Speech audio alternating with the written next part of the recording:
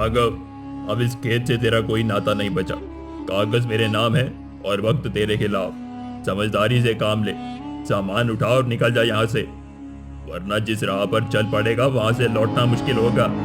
साहब, क्या हुआ? मेरे से कोई गलती नहीं हुआ है साहब।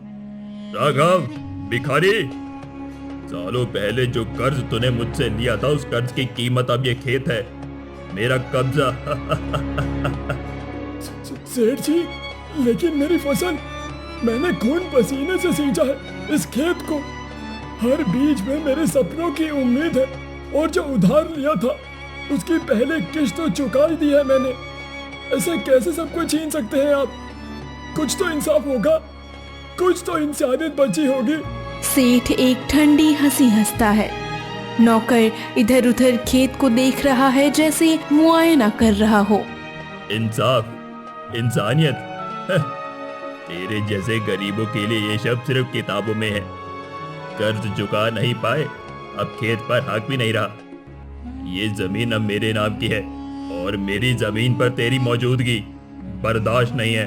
निकल यहाँ से।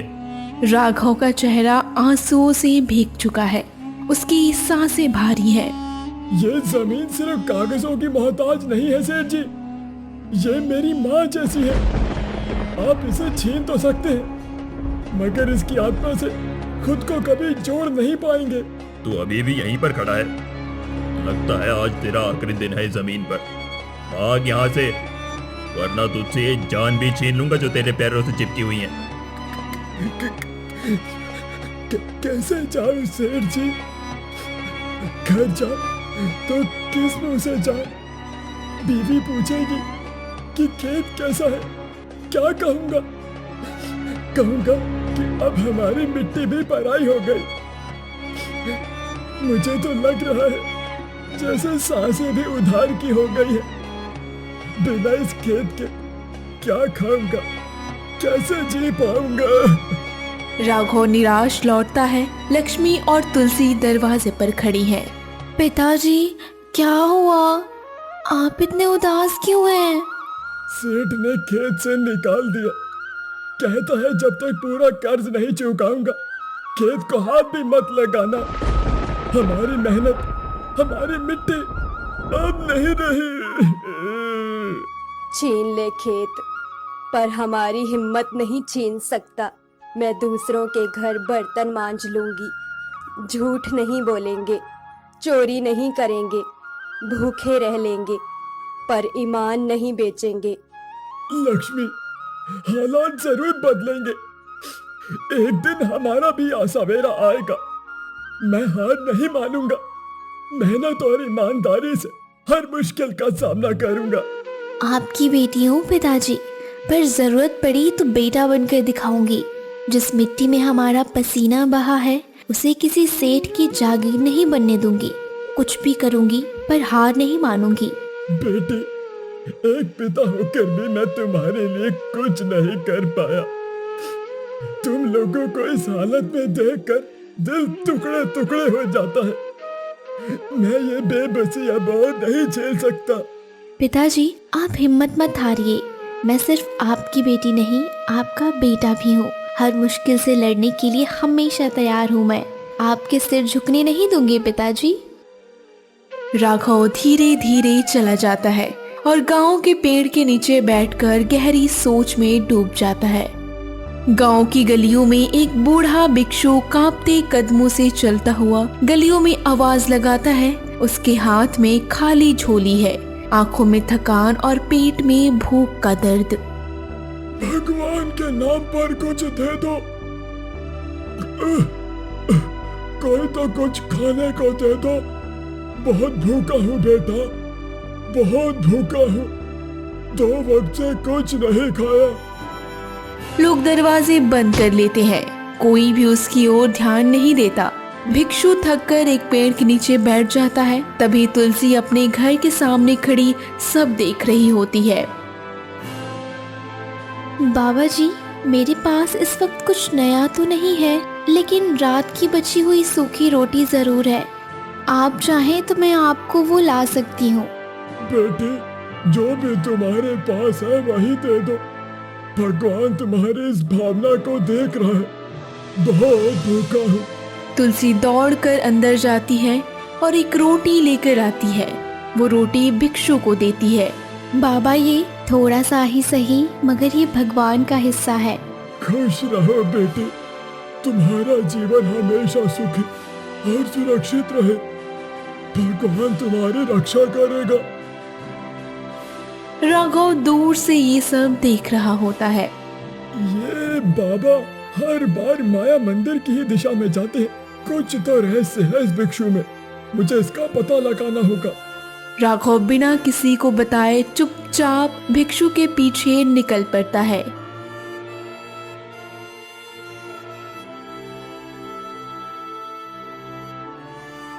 रात के समय तुलसी अपनी माँ से गंभीर आवाज में पूछती है, माँ, पिताजी अभी तक क्यों नहीं लौटे?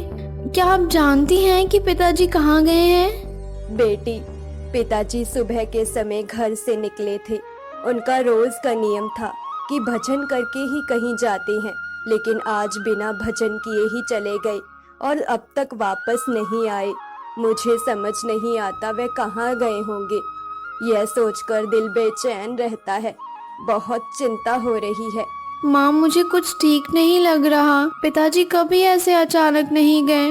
बेटी, मैं भी बहुत परेशान हूँ, पर हमें धैर्य रखना होगा। पिताजी का दिल मजबूत है, वे खुद को संभाल लेंगे। तुम भी हिम्मत रखो, हम साथ हैं। हाँ माँ, मैं भी कोशिश करूँगी कि अपने डर को काबू में रखूँ। हम सब मिलकर पिताजी का इंतजार करेंगे और उनकी मदद करेंगे। अगले दिन सुबह तुलसी अपने काम में लगी हुई है।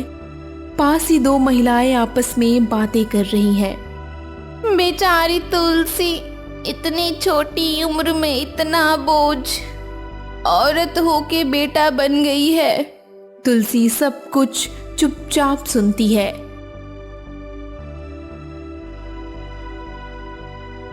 शाम के समय वो थककर चुपचाप घर लौटती है। माँ, पिताजी अब तक नहीं लौटे। बेटा, तुम्हारे पिता अब तक नहीं आए। न जाने कहाँ चले गए, क्या कर रहे होंगे। दिल बहुत घबरा रहा है। रात को तुलसी अकेले निकलती है। माई, क्या आपने मेरे पिता राघव को कहीं जाते हुए देखा है? वो कई दिनों से घर नहीं लौटे। बेटी, मैंने तुम्हारे पिताजी को उस भिक्षु के पीछे पीछे जाते देखा था, पर लोगों का कहना है कि वो भिक्षु माया मंदिर की ओर ले जाता है। वो जगह बहुत रहस्यमयी है। कहते हैं जो एक बार वहां गया वो फिर कभी वापस नहीं लौटता। चाची, क्या आप मुझे बता सकती हैं कि माया मंदिर किस ओर है? मुझे वहां जाना होगा। मैं अपने पिताजी को लेकर ही लौटूंगी, चाहे कुछ भी हो जाए। हाँ बेटी, वो मंदिर जंगल के बीचों बीच कहीं है। मैंने बस इतना ही सुना है। वहां जाने की हिम्मत कोई नहीं करता। बहुत डरावनी बातें फैली हैं उस जगह के बारे में, लेकिन अगर तुम जा रही हो तो भगवान तुम्हारी रक्षा करे। तुलसी साहस जुटाकर जंगल की ओर बढ़ने लगती है। हरियाली के बीच अंधेरा गहराता जा रहा था, लेकिन तुलसी की आंखों में सिर्फ अपने पिता को ढूंढने की लगन है। ये बाबा कोई साधारण भिक्षु नहीं लगता। जिस रास्ते से जा रहा है वो तो माया मंदिर की ओर है, जहां सालों से कोई नहीं जाता। कहीं ये... भिक्षु एक पुराने टूटे फूटे मंदिर के सामने पहुंचता है। वहां जला हुआ एक दीपक है। ये तो वही माया मंदिर है जहां कोई जाने की हिम्मत नहीं करता। राघव धीरे से एक बड़े पेड़ के पीछे जाकर छिप जाता है। तेरा दीप आज भी जल रहा है माया। वक्त आ गया है अब किसी को उस शक्ति से मिलवाने का जो सच्चे दिल, पवित्र कर्म और निस्वार्थ सेवा के लायक हो। राघव एक पेड़ के पीछे से सब देख रहा है। तभी भिक्षु पलटता है। उसकी आंखें चमकती हैं जैसे सब जान चुका हो। आ जाओ राघव, छिपने की जरूरत नहीं।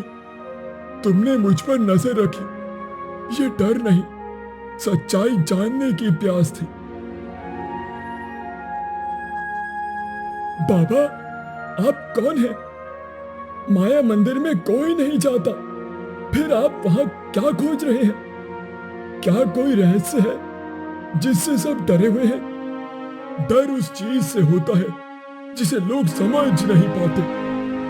माया मंदिर एक रहस्य है, एक शक्ति है, एक शक्ति जो सिर्फ उसी को मिलती है जो अपने स्वार्थ से ऊपर उठे, जो बांटे लूटे नहीं, जो ईमान और करुणा के मार्ग पर चले। क्या ये मंदिर कोई साधारण जगह नहीं है? क्या यहाँ कोई देवी है? यहाँ देवी माया की आत्मा निवास करती है, पर हर कोई नहीं देख सकता उन्हें। उनकी कृपा पाने के लिए दिल साफ होना चाहिए। तुम्हारी बेटी तुलसी ने वो राह चुनी है। एक सूखी रोटी में जो प्रेम था, वो इस मंदिर के दीपक से टकराया है। राघव स्तब्ध है। उसकी आंखों में पश्चाताप भी है और उम्मीद भी। वो घुटनों पर बैठ जाता है। बाबा, अगर मेरी बेटी योग्य है तो मैं भी उसकी तरह बनना चाहता हूँ। मैंने कभी दूसरों की मदद नहीं की, बस अपना दुख देखा। पर अब मौका मिले तो मैं खुद को बदलना चाहता हूँ। अभी कुछ नहीं बिगड़ा राघव, पर तुम्हें एक अग्नि परीक्षा से गुजरना होगा। तुम्हें उस सत्य के दरवाजे तक जाना होगा जिसे लोग माया का छल समझते हैं, पर वो असल में आत्मा की परीक्षा है। मंदिर का दरवाजा धीरे धीरे अपने आप खुलता है। अंदर से धीमा उजाला निकलता है और हवा की सरसराहट के साथ एक मंत्र सुनाई देता है। क्या मैं अंदर जा सकता हूँ बाबा? सिर्फ तुम।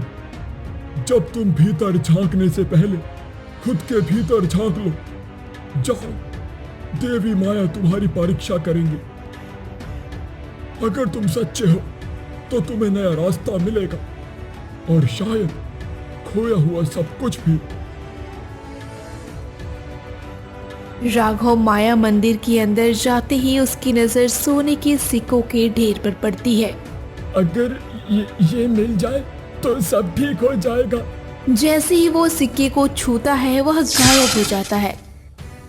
तुलसी माया मंदिर के सामने पहुंचती है। वहां भिक्षु बैठा हुआ है।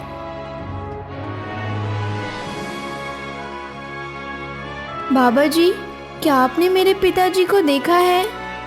मैंने सुना है वो इसी माया मंदिर की ओर आए थे। बेटा, यहाँ से चली जाओ, कह रहा हूँ, तुरंत यहाँ से चली जाओ। बाबा, मैंने अपनी माँ से वादा किया था मैं पिताजी को साथ लेकर ही लौटूंगी।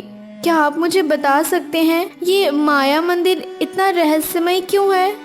भिक्षु कुछ नहीं कहते। ऐसा प्रतीत होता है जैसे किसी ने उनकी वाणी को बांध दिया हो। तुलसी ये देखकर सब कुछ समझ जाती है। मुझे खुद मंदिर के अंदर जाना होगा और पिताजी को वापस लाना होगा। अगर नहीं ला सकी तो माँ से क्या कहूँगी? नहीं, मुझे जाना ही होगा। तुलसी मंदिर की सीढ़ियाँ चढ़ती है। राजकुमार वीर सामने आता है। मैं वीर हूँ, इस राज्य का राजकुमार। मैं अपने दादा का सच जानने यहाँ आया हूँ। मैं अपने पिता को वापस लाने आई हूँ। भिक्षु सामने आता है। अब उसकी आंखों में रहस्य की चमक है। ये मंदिर सिर्फ उन्हीं को स्वीकार करता है जिनके मन में लालच नहीं होता। याद रखना। बाबा जी, आप चिंता मत कीजिए। मैं इस राज्य का राजकुमार हूँ। मेरी हिम्मत और मेरा जोश, यही मेरी सबसे बड़ी ताकत है। चलो बहादुर लड़की, आज मैं इस माया मंदिर का रहस्य जानकर ही दम लूंगा। इतना कहकर वह निडरता से माया मंदिर की ओर बढ़ने लगता है। एक विशाल कमरे के बीचों बीच सोने के सिक्कों का ढेर मिलता है। राजकुमार की आंखों में चमक आ जाती है। लालच चेहरे पर साफ झलक रहा है। ये खजाना, इतना सोना। अगर ये सब मेरा हो गया तो कोई भी मेरी ताकत के सामने टिक नहीं पाएगा। राजा मैं बनूंगा, पूरे राज्य का नहीं, पूरे संसार का। वो आगे बढ़ता है, सिक्कों को छूने ही वाला होता है कि तुलसी डर के मारे चिल्ला उठती है। नहीं रुको, इस खजाने को छूना मना है। बाबा ने कहा था ये माया है, माया जो सब कुछ निगल जाती है। डरपोक हो तुम सब। ये कोई श्राप नहीं, ये तो अवसर है जिसे मैं कभी खोने नहीं दूंगा। वो जैसे ही सिक्कों को छूता है गायब हो जाता है। तुलसी डर जाती है। राजकुमार, कहाँ गए आप? हे भगवान। तुलसी भयभीत है, पर उसकी आंखों में अब समझ है। लालच का अंजाम वो देख चुकी है। माया का वही रहस्यमयी आवाज, माया का लालच विनाश का कारण। तुलसी, तुमने लालच नहीं किया, पर परीक्षा तो तुम्हें फिर भी देनी होगी। कौन है वहाँ? कौन बोल रहा है? कुछ पल रुकती है, फिर धीमे स्वर में, तुलसी चिंता मत करो, सब्र रखो पुत्री। तुम्हारी सारी प्रश्नों के उत्तर तुम्हें समय के साथ मिल जाएंगे। बहुत जल्द इस मंदिर का रहस्य, तुम्हारे पिता की दशा और तुम्हारी नियति, सब कुछ तुम्हारी सामने उजागर होगा। बस विश्वास बनाए रखना और जो देखा सुना है उस पर संदेह मत करना। तुलसी कुछ कहने ही वाली होती है, तभी अचानक वह घने जंगल में भयानक और रहस्यमयी तालाब के किनारे प्रकट हो जाती है। यदि तुम यहाँ से बाहर जाना चाहती हो तो मेरे प्रश्नों का सही उत्तर देना होगा। यदि उत्तर गलत हुआ तो ये रहस्यमयी तालाब तुम्हें सदा के लिए निगल जाएगा। देवी माया, मुझे आपकी शर्त मंजूर है, लेकिन अगर मैंने सही उत्तर दिया तो फिर आपको वचन देना होगा कि जो मैं मांगूंगी वही आप मुझे देंगी। ऐसी कौन सी चीज है जिसे हर कोई देख सकता है मगर पकड़ नहीं सकता? तुलसी कुछ पल चुप रहती है, फिर धीरे धीरे बोलती है, देख सकते हैं लेकिन छू नहीं सकते, महसूस कर सकते हैं पर थाम नहीं सकते। एक क्षण के लिए वो आकाश की ओर देखती है और फिर दृढ़ स्वर में कहती है, वो है हवा। तालाब से हल्का प्रकाश उठता है। देवी माया की मुस्कान सुनाई देती है जिसे हवाओं में गूंजती हो। सही कहा तुलसी, तुमने न केवल उत्तर दिया बल्कि उस उत्तर की आत्मा को भी महसूस किया। अब अगली परीक्षा तुम्हारी प्रतीक्षा कर रही है। घना जंगल, चारों ओर सन्नाटा। तुलसी वहां अचानक प्रकट होती है। चारों दिशाओं से शेर धीरे धीरे उसकी ओर बढ़ते हैं। देवी मुस्कुराती हैं, अगला सवाल पूछती हैं, वो क्या है जो तुम्हारे पास होते हुए भी कभी पूरी तरह से हमारा नहीं होता? वो है समय। वो हर किसी को मिलता है पर कोई उसे बांध नहीं सकता। वो हमारे साथ चलता है पर किसी के लिए रुकता नहीं, और जब हम समझ पाते हैं उसकी कीमत तब तक वो फिसल चुका होता है। तभी शेर रहस्यमयी ढंग से गायब हो जाता है और मंदिर का अंधेरा प्रकाश में बदलने लगता है। अगर तुम भी लालच करती तो हमेशा के लिए यही भटक जाती। ये मंदिर उन सबको निगल जाता है जो लालच से आते हैं। मुझे खजाना नहीं चाहिए, मुझे बस अपने पिता चाहिए, और वो सब लोग जो यहाँ आने के बाद कहीं खो गए, मैं उन्हें वापस पाना चाहती हूँ। तुम्हारा हृदय पवित्र है, जाओ, तुम्हें वो मिलेगा जो तुमने खोया है। अचानक राघव प्रकट होता है, आंखों में आंसू और चेहरे पर राहत, और गांव के खोए लोग एक एक कर दिखाई देने लगते हैं। भिक्षु भी प्रकट होता है, अब एक तेजस्वी रूप में, राजकुमार के दादा के रूप में। दादाजी, मतलब वो भिक्षु आप ही थे? पुत्र, हाँ, मैं ही हूं, तुम्हारा दादाजी। बरसों पहले मैं इस माया मंदिर के रहस्य को जानने यहाँ आया था, लेकिन जैसे ही मंदिर के अंधेरे में कदम रखा, मेरे भीतर का लोभ जाग उठा। उसी पल मैं इस श्रापित रूप में बदल गया, एक मान असहाय भिक्षु। मैं कुछ कहना चाहता था, चीखना चाहता था, पर श्राप था। अगर सच कहता तो उसी पल जलकर भस्म हो जाता। अब जब मंदिर की माया टूटी है, मैं फिर से बोल सकता हूं। और तुम्हें सब कुछ बता सकता हूँ। तुलसी, तुमने ना सिर्फ अपने पिता को बल्कि हम सभी को इस माया मंदिर के बंधन से मुक्त कराया है। तुम्हारी हिम्मत, निडरता और सच्चे प्रेम ने हमें अंधकार से उजाला की ओर लेकर गया है। इसीलिए मैं राज की एक घोषणा करता हूं, तुम्हें 1000 स्वर्ण मुद्राएं इनाम स्वरूप भेंट की जाएंगी। राजकुमार, मुझे इनाम नहीं चाहिए, मुझे तो बस अपने पिता चाहिए थे और वो मुझे मिल गए हैं। अगर मेरी हिम्मत से किसी और का जीवन बदला है तो ये मेरे लिए सबसे बड़ा पुरस्कार है। तुलसी राघव को लेकर लौटती है।